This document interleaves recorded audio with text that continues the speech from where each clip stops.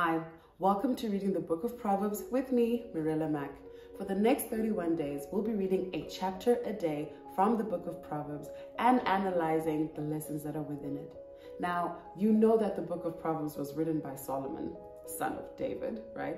King Solomon was known for putting wisdom above wealth, putting wisdom above life, putting wisdom above all things. And this impressed God. So how did he get the wisdom? When you go to 1 Kings chapter 3, you see that Solomon made a sacrifice, a large sacrifice unto God, and it impressed God. And God said to Solomon, ask of me anything. And Solomon had an opportunity. He had a blank check. And what did he ask for? Wisdom. And God was like, well, look at you. And he said, you know what? You could have asked for anything. You could have asked for riches, your enemies to die, for a long life, but you asked for wisdom. Now I'm going to give you wisdom, which is the intelligence and how to make right decisions. And above that, I'm going to give you what you didn't ask for, because that is the gift of having wisdom. It brings more than you actually could have asked for. Now we have an opportunity to just glean from that which God gave Solomon, right? Out of sacrifice, God gifted this to Solomon. We have the same opportunity to read the word, to learn the Proverbs, and to gain the same blessings. Now, as children of God, you know it's kind of tough making decisions, and you just don't know which way to go sometimes. The book of Proverbs was written for us. We have so much to learn from it. Now let's begin. Proverbs chapter 1. I'll be reading from the New Living Translation and from the Amplified, just for that, that spicy comparison. Let's begin. Verses 1 to 7 speaks to the purpose of why Proverbs was written. Verse 1 reads, "These are the Proverbs of Solomon, David's son, king of Israel. Their purpose is to teach people wisdom and discipline, to help them understand the insights of the wise. Their purpose is to teach people to live disciplined and successful lives, to help them do what is right, just, and fair. These proverbs will give insight to the simple, knowledge and discernment to the young. Let the wise listen to these proverbs and become even wiser. Let those with understanding receive guidance. By exploring the meaning of these proverbs and parables, the words of the wise and their riddles. Fear of the Lord is the foundation of true knowledge, but fools despise wisdom and discipline." Verses 8 to verses 19 is a father speaking to his child, encouraging them to seek wisdom. "My child, listen when your father corrects you. Don't neglect your mother's instruction. What you learn from them will crown you with grace and be a chain of honor around your neck. My child, if sinners entice you, turn your back on them. They may say, 'Come and join us. Let's hide and kill someone just for fun. Let's ambush the innocent. Let's swallow them alive like the grave. Let's swallow them whole like those who go down to the pit of death. Think of the great things we'll get. We'll fill our houses with all the stuff we take. Come throw in your lot with us. We'll share the loot. My child, don't go along with them. Stay far away from their paths. They rush to commit evil deeds. They hurry to commit murder. If a bird sees a trap being set, it knows to stay away. But these people set an ambush for themselves. They are trying to get themselves killed. Such is the fate of all who are greedy for money. It robs them of life." Verses 20 to 33 speaks of wisdom and how she shouts at the streets.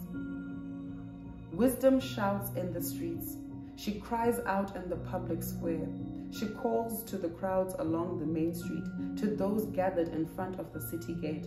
'How long, you simpletons, will you insist on being simple-minded? How long will you mockers relish your mocking? How long will you fools hate knowledge? Come and listen to my counsel. I will share my heart with you and make you wise. I called you so often, but you wouldn't come. I reached out to you, but you paid no attention. You ignored my advice and rejected the correction I offered. So I will laugh when you're in trouble. I will mock you when disaster overtakes you, when calamity overtakes you like a storm, when disaster engulfs you like a cyclone, and anguish and distress overwhelm you. When they cry for help, I will not answer. Though they anxiously search for me, they will not find me. For they hated knowledge and chose not to fear the Lord. They rejected my advice and paid no attention when I corrected them. Therefore, they must eat the bitter fruit of living their own way, choking on their own schemes. For simpletons turn away from me to death. Fools are destroyed by their own complacency. But all who listen to me live in peace, untroubled by fear of harm. That is the fire reading from the New Living Translation. The book of Proverbs opens up with speaking to the purpose of it. Verse 3 really highlights this. It says, their purpose is to teach people to live disciplined and successful lives, to help them do what is right, just, and fair. These proverbs will give insight to the simple, knowledge and discernment to the young. Now, as we go along reading these proverbs, you will find so much in helping you make your life decisions. Verse 7 reads, fear of the Lord is the true foundation and knowledge of all of this wisdom. So that's the first part that jumped out at me. That before you jump into all of this, yes, it's going to give you wisdom, insight, and right thinking and live successful lives. But the foundation for all of this has to be true. It has to be the true reverence, the worship of the Lord. To love God, to worship Him and see Him as awesome. The Amplified Version reads in verse 7, the reverent fear of the Lord, that is worshiping Him and regarding Him as truly awesome, is the beginning and preeminent part of knowledge, the starting point and its essence. So if we're going to be doing this right, we need to get our foundation right, which is the true fear of God. I used to think the fear of God was like actual fear, you know, like Freddy versus Jason, like horror movies. No, the fear of God is actually respect. It's loving Him. It's seeing Him for who He is, for God. He is awesome. He's mighty. He's powerful. And believing that His word is true. When you respect someone, you don't use their name in vain. When you respect someone, you trust the words they say. When you respect someone, you don't go, There's a part in the Message version that says, fools thumb their nose at wisdom. You look into it. You need to read the Message version. It says fools thumb their nose at wisdom. I didn't know what thumbing the nose was until I Googled it.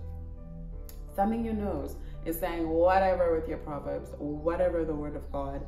It's you saying, whatever, I'll do it later. Or never, right? So that is it. That fools don't get this. Fools despise the self-discipline. I want to be free. I want to be this. It's my life, my body, my choice. All these things. And it's like, it's not really in line with the word of God. It's not the true foundation. Now, the true fear and worship of God is where we start. So from verse 8, a father is exhorting his son, and he says, my child, listen when your father corrects you. Don't neglect your mother's instruction. This is straightforward when our parents speak to us. When your mother figure and father figure, because not all of us may have living parents, but then we have guardians or those that are around us that stand as mother and father figures. When they speak, we need to listen. This is something that you teach your children when they're young. Proverbs is not only like for grown folk, it is for children. We're supposed to be reading this word to our children and having it sit in their hearts. As you read, as you go along in Proverbs, you find that it says that we are supposed to train our children. We're supposed to be teaching them this, that, hey, wear this, listen to this word, listen to this. It's going to keep you, right? It's going to keep you safe. The father then goes on to speak to how not to listen to what sinners have to say. It's enticing. It's enticing to have the worldly standards and the things of this world and how you can get rich quick and how you can get that faster, how you can get that car and that house through certain ways and certain means. And it's okay, it's fine, we'll get what we want. And it sounds like it's a group effort, yet in the end it all leads to death. That is what it's speaking to. That is what verses 8 to 19 is speaking to. The greedy lose their lives at the end. The Amplified Version reads, so these are the ways of everyone who is greedy for gain. Greed takes away the lives of its possessors. Greed just does not get enough. Greed will do whatever it takes, and therefore losing morals, losing self. The Living Translation read, such is the fate of all who are greedy for money. It robs them of life. You lose at the end of the day. That is it. You lose, and they set traps for themselves. So as you're reading, as we go around our lives, as we're reading the Proverbs, as we're meeting people, this will help you identify. This helps you identify Are you going to death? I'm not going to follow you. Oh, you sound like chapter 5. Oh my God. That's the beautiful thing. As we're reading, we're seeing, and you should be able to identify. Maybe someone has come to mind, or a situation has come to mind, and you're like, okay, now I know what to do. The last part, the last chunk of chapter 1 speaks to wisdom, how she's shouting out into the streets that wisdom is readily available. The book of Proverbs is free. It is all available. There's so many YouTubers, TikTokers. There's so much that's happening, pastors and churches. And wisdom is trying to get the attention of the children of God. But people are not really listening. And wisdom says there's a time limit. I'm not going to always be here shouting and trying to get your attention. There's a time limit. If we check out in verse, let me just check. So in verse 24 from the Amplified, because I called you and you refused to answer, I stretched out my hand and no one paid attention to my offer. And you treated all my counsel as nothing and would not accept my reprimand. I will also laugh at your disaster. There's a time limit. There's a time limit. I will mock you when your dread and panic come, right? Therefore, New Living Translation says, therefore you must eat the bitter fruit of living your own way, choking on your own schemes. When you want to do things your way, your life, you don't want to listen, you want to manipulate the hand of God, you want to manipulate the word of God to suit you. Wisdom says there's a time limit, boo. There's a time limit, and when that time is up, you will seek me and not find me. You will seek wisdom, you will seek all these things. You will try to make corrective measures. You will try to start putting stuff together, and it's actually too late. Wisdom then sits and goes, time up. In Ecclesiastes, we learned that there's a time for everything. God is just not this ever patient, ever what, who just, you can't walk all over God. God is not one we're going to be walking all over. I'm sorry. We have to come to terms with things and make decisions. Wisdom says, for they hated knowledge and chose not to fear the Lord. They rejected my advice and paid no attention when I corrected them. Therefore, they must eat the bitter fruit of living their own way, choking on their own schemes. But to those who listen to me, wisdom, live in peace, untroubled by fear. In the Amplified Version, it says, but whoever listens to me will live securely and in confident trust, and will be at ease without fear or dread of evil. That is the benefit. That is, imagine living fearlessly, peacefully, with ease. You don't have to imagine it. You can have it just by listening to wisdom, making those tough decisions, the uncomfortable decisions. The one thing we must all know is that we are born sinners. So it is easier for us to sin. It is in our nature to sin.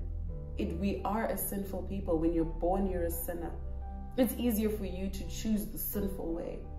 However, you have to choose God and to choose the things of God. So every day you have to fight your nature. Every day you have to fight that natural inclination to sin and choose that which is of God. Now, when we do this, when we make the effort, and it becomes easier as you go. Because Jesus says, my yoke is easy, my burden is light. As we keep going, as we keep choosing, it's going to get easier and easier. This is where I'm going to end with what has jumped out for me from chapter 1 of Proverbs. Please do let me know in the comments what jumped out for you, what stood out for you, what lessons you've learned just by reading these Proverbs and how you're going to apply it in your life. Tomorrow we'll be reading from Proverbs chapter 2, and there'll be so much more for us to learn from there. Thank you for reading the word with me. May God bless you, and may he keep you. May he shine his light upon you and give you peace. All right? I love you with the love of Jesus.